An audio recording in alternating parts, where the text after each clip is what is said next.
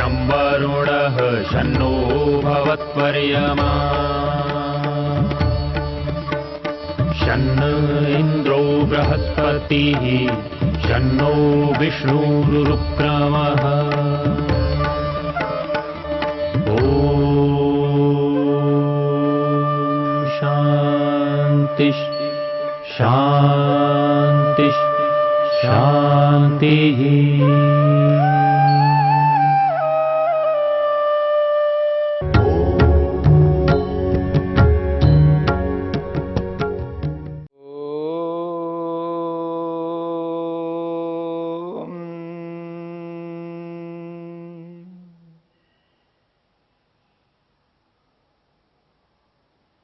सती मूले तद विपाको जात्यायुर्भोगाः।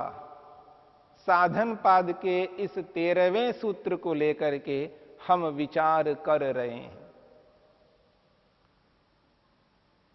प्रसंग चल रहा है एक भविकः कर्माशय। ये जो एक जन्म को देने वाला कर्माशय है, इसके संदर्भ में एक विशेष बात कही है। यस्तु एक भविकः कर्माशय सह नियत विपाकश्च अनियत विपाकश्च। वो जो अदृष्ट जन्म वेदनीय फल है, अगले जन्म में प्राप्त होने योग्य जो कर्माशय है, उसका जो फल है वो 2 प्रकार का है, नियत विपाकश्च अनियत विपाकश्च।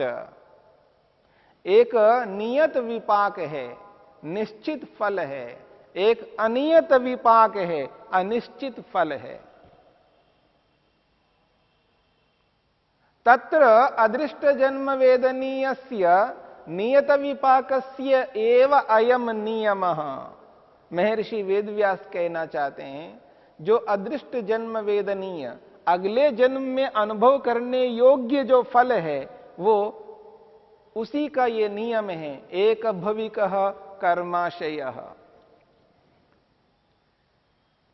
जो एक भविकः कर्माशय है, ये जो है वो नियत फल है, वो नियत फल उसी के साथ जुड़ेगा, जो एक भविकः कर्माशय। अर्थात जो एक प्रघट्टक के रूप में अनेक कर्म मिलकर के जो अगले जन्म में जो फल प्रदान कर रहा है, उसी के साथ ये नियत विपाक वाला नियम जुड़ता है। और जो बाकी कर्म हैं, जन्म जन्मांतरों के कर्म हैं, उनके साथ में ये नियत विपाक जुड़ता नहीं है। इसलिए उसके लिए कहा अनियत विपाकश्च। वो अनियत विपाक वाला है, अनिश्चित फल वाला है। अर्थात उसका फल निश्चित रूप से अगले ही जन्म में मिले, ऐसा कोई नियम नहीं है। यही अनियत विपाक का अभिप्राय है। एक है, यह जो जन्म है, इस जन्म के समाप्त हो जाने पर, अर्थात मृत्यु हो जाने पर अगला जन्म मिलेगा ही मिलेगा। ये जो अगला जन्म मिलेगा ही मिलेगा है, वो है एक भविकः कर्माशय, और वो नियत विपाक वाला है। अर्थात निश्चित रूप से उसका फल अगले जन्म में मिलेगा ही मिलेगा। और जो अन्य कर्म हैं, जो जन्म जन्मांतरों से चले आ रहे हैं कर्माशय, उनका फल अगले ही जन्म में मिले, ऐसा निश्चित नहीं है। इसी को कहते हैं अनियत विपाकः। इस बात को समझने का यत्न करना है कि ये जो अनियत विपाक है, अनिश्चित फल है, वो अगले ही जन्म में मिले, ये निश्चित नहीं है। वो कब मिलेगा, अनिश्चित है। इसलिए उसको अनियत विपाकः कहा। महर्षि वेदव्यास स्पष्ट करते हैं, यो हि अदृष्ट जन्म वेदनीय अनियत विपाकः तस्य त्रयी गति ही। महर्षि वेदव्यास स्पष्ट करना चाहते हैं, जो अदृष्ट जन्म वेदनीय अनियत विपाक है, जो आगे के जन्मों में अनुभव करने योग्य अनियत विपाक है, अनिश्चित फल है, तस्य त्रयी गति ही, उसकी 3 गतियां हैं, उसके 3 भेद कर दिए हैं। अनियत फल का, अनियत फल के 3 भेद। अब यहां ध्यान से समझने का प्रयत्न करना है। कर्मों की जो गति है वो विचित्र है, अद्भुत है, आसानी से जान नहीं पाएंगे। विचित्र गति है कर्मों की।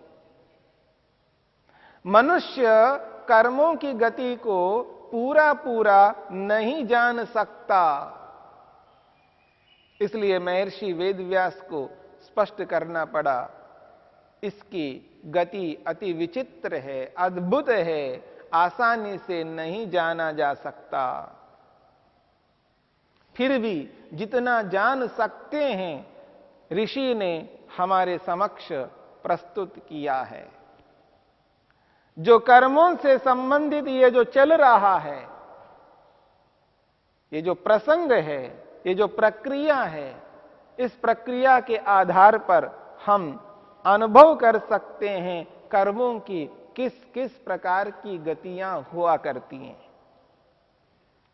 तो महर्षि वेदव्यास ने यहां पर कहा है, यो ही अदृष्ट जन्म वेदनीय अनियत विपाक तस्य त्रयी गति ही, उस अनियत विपाक की 3 गतियां हैं। वो कहते हैं कैसे? वो कहते हैं कृतस्य अविपक्वस्य विनाशः। एक गति बताई, कृतस्य अविपक्वस्य विनाशः। कर्म तो किए हैं पर फल नहीं मिला, फल के बिना मिले विनाशः, उसका विनाश होता है। ये एक प्रकार की गति है। कृतस्य अविपक्वस्य विनाश, किए हुए जो कर्म हैं, जो फल दिए बिना ही, फलों को प्राप्त कराए बिना ही विनाशः, विनाश को प्राप्त होते हैं। वैसे सुनने को ऐसा लगता है ये कैसी बात है, कर्म किया और फल दिए बिना वो नष्ट हो जाए, ये कैसे हो सकता है? पर इस विनाश शब्द को समझना होगा, इस विनाश का अभिप्राय क्या है। इस बात को समझने का यत्न करेंगे हम। इस बात को विस्तार से हमें समझना है। किए हुए कर्म फल दिए बिना ही वो विनाश को प्राप्त होते हैं। वो विनाश क्या है, किस रूप का विनाश है, किस प्रकार का विनाश है, विनाश का अभिप्राय क्या है, इस बात को हम समझेंगे। दूसरी गति बताई है प्रधान कर्मणि अवापगमनम। जो मुख्य कर्म हैं, जो जन्म आयु और भोग को देने वाले कर्म हैं, उन प्रधान कर्मों में अवापगमनम आकर के वो मिल जाते हैं। एक धारा चल रही है, जो जन्म मिला, जो आयु मिली, जो भोग हमको प्राप्त हो रहा है, ये प्रधान कर्म हैं, जिनके कारण से जाति आयु और भोग हमें प्राप्त हो गए हैं, और उन्हीं में वो आकर के मिल जाते हैं। ये दूसरी गति है।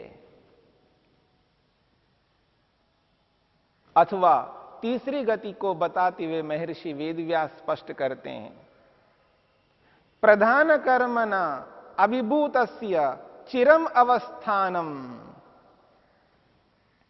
ये जो प्रधान कर्म हैं हमारे, जिनके कारण से हमको जन्म प्राप्त हुआ, आयु मिली और भोग प्राप्त हो रहा है, इस प्रधान कर्म के द्वारा अभिभूतस्य दबा हुआ है, उस दबे हुए का चिरम अवस्थानम, लंबे काल तक वो चिरकाल तक दबे रहेंगे। जब कभी उसका अवसर आएगा तब उसका फल ईश्वर के द्वारा प्रदान किया जाएगा। जैसे ये जो जन्म हमारा चल रहा है, ये जन्म चल रहा है, जिस आयु को हमने प्राप्त किया है वो आयु भी चल रही है। जैसे भी हमें भोग मिले हैं उन भोगों को हम भोग रहे हैं। ये है प्रधान कर्म। इन प्रधान कर्मों के कारण से वो कर्म दबे हुए हैं, आगे कभी देंगे। जब ऐसा कोई अवसर आएगा उस अवसर में उन कर्मों का जन्म हमको मिलेगा। उदाहरण के लिए आज जो हमें जन्म मिला है मनुष्य जन्म, और जिन कर्मों के कारण से मिला है उन कर्मों के अतिरिक्त और भी ऐसे कर्म हैं जिन कर्मों का फल मनुष्य शरीर में नहीं मिल सकता। तो ऐसे कर्मों को परमपिता परमेश्वर उसको दबा के रखेंगे, यानी प्रतीक्षा में रखेंगे। प्रधान कर्मणा अभिभूतस्य चिरम अवस्थानम। मुख्य कर्म के द्वारा वो दबा हुआ है, उस दबे हुए कर्म को देर तक दबा करके रखते हैं। जब उसका अवसर आएगा, जब कभी ऐसा कोई कर्म हमने किया है, ऐसे बहुत सारे कर्म किए हैं, उन कर्मों के साथ में उसको जोड़ देंगे। और वो कब देंगे इसका निश्चय हम नहीं कर सकते। यही अनियत विपाक है। तो तीन बातें कही हैं। एक है किए हुए कर्म फल दिए बिना ही विनाश को प्राप्त होते हैं। दूसरी गति बताइए, मुख्य कर्मों में आकर के, मुख्य धारा में आकर के वो मिल जाते हैं, ये दूसरी गति है। और तीसरी गति है मुख्य कर्मों का जो फल हमें प्राप्त हो रहा है उसके कारण से वो दबे हुए रहते हैं, चिरकाल तक दबे हुए रहते हैं। जब कभी उनका अवसर आएगा तब परमपिता परमेश्वर उन कर्मों का फल प्रदान करेंगे। इस प्रकार तीन गतियां बताइए अनियत विपाक की। नियत विपाक और अनियत विपाक, निश्चित फल और अनिश्चित फल। निश्चित फल में तो हमको अगला जन्म मिल ही रहा है और उस जन्म के साथ साथ आयु और भोग प्राप्त हो ही रहे हैं। लेकिन जो अनियत विपाक है, अनिश्चित फल है, वो कब मिलेगा, किस परिस्थिति में मिलेगा, किस अवसर में मिलेगा, उसका निश्चय नहीं है। वो कभी भी मिल सकते हैं। इस जन्म में चलते चलते बीच में कोई आटपका टपक सकता है। जैसे उदाहरण के लिए कोई व्यक्ति बहुत सुखी है, उसका सुखमय जीवन चल रहा है और उस सुख के बीच में एक दुख आ जाता है, और उस सुख के बीच में वो जो दुख आ जाता है उस दुख को तो भोगना ही पड़ता है, क्योंकि सुखमय जीवन चल रहा है और उस सुख के बीच में अचानक कोई दुख आ जाता है। ऐसा जो दुख आ रहा है ये किसी न किसी कर्म का फल है। कोई व्यक्ति दुखी हो रहा है, दुखमय जीवन में उसका जीवन चल रहा है, दुखमय जीवन है, वो दुख अनुभव करता हुआ अपने जीवन से असंतुष्ट है, दुख ही दुख भोगता जा रहा है और उस दुख के बीच में अचानक कोई सुख आ जाता है। ये किसी जन्म, किसी कर्म का वो फल है। तो इस प्रकार से कब वो फल उसका प्राप्त होगा वो निश्चय नहीं है। इसलिए इसको कहा जा रहा है अनियत विपाकः, ये अनिश्चित फल वाला है। तो ये कर्म की जो तीन गतियां बताई है अनियत कर्मों की, अनियत फल वाले कर्मों की तीन गतियां हैं। उनमें जो पहली गति है कृतस्य अविपक्वस्य विनाशः, इस बात को समझने का प्रयत्न करते हैं। जो सिद्धांत हम सुनते हुए आ रहे हैं, क्या किए हुए कर्म कभी निष्फल नहीं होते हैं। अगर व्यक्ति ने कर्म किया है तो उसका फल निश्चित रूप से मिलेगा। ऐसा नहीं हो सकता कर्म किया है और उसका फल नहीं मिलेगा। किए हुए कर्मों का फल निश्चित रूप से मिलेगा। और यहां पर कहा जा रहा है, जो कर्म किया है उन कर्मों का फल प्राप्त हुए बिना वो विनाश को प्राप्त होते हैं। अब यहां विनाशः, ये जो शब्द आया है, इस विनाश को समझने का प्रयत्न करते हैं। विनाश क्या होता है, विनाश किसे कहते हैं? यहां विनाश उस रूप में नहीं है कि वो कभी भी उसका फल नहीं मिलेगा। यहां विनाश जो है अदर्शन के लिए है। ये जो विनाश शब्द है ये अदर्शन को कहता है, यानी इसका फल अदृष्ट हो जाते हैं, अदर्शन हो जाते हैं, इनका फल दिखाई नहीं देते हैं। जब व्यक्ति मुक्ति में चला जाता है, मोक्ष को प्राप्त होता है, मुक्ति में जाने से पहले, निष्काम कर्मों को करने से पहले उसने जो पाप या पुण्य कर्म किए हैं, उन पाप और पुण्य कर्मों का जो फल है वो नहीं मिलेगा, क्योंकि वो मुक्ति में जा रहा है।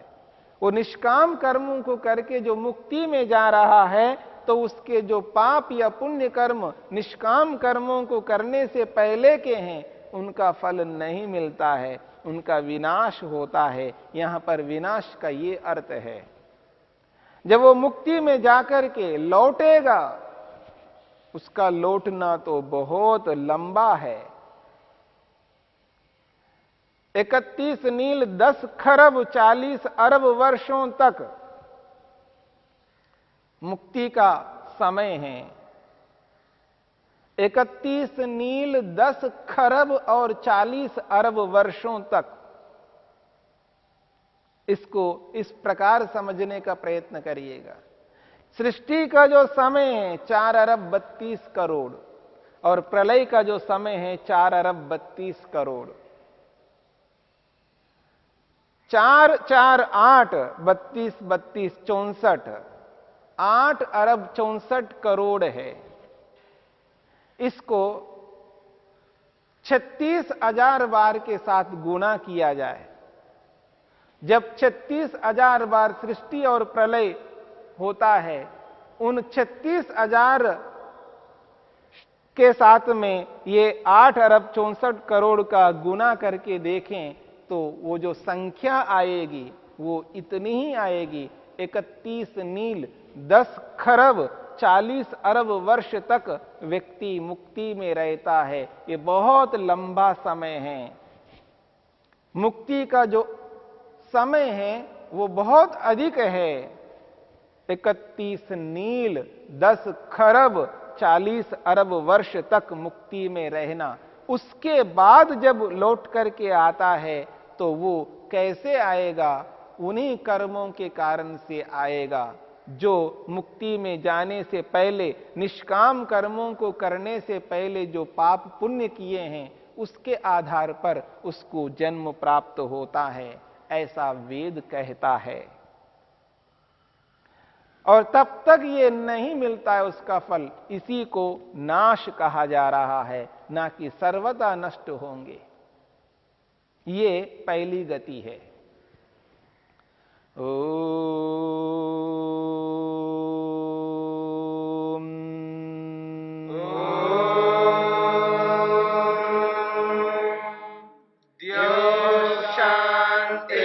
शांतिरंतरिक्षं शांतिर्पृथिवी शांतिरापः शांतिरोषधयः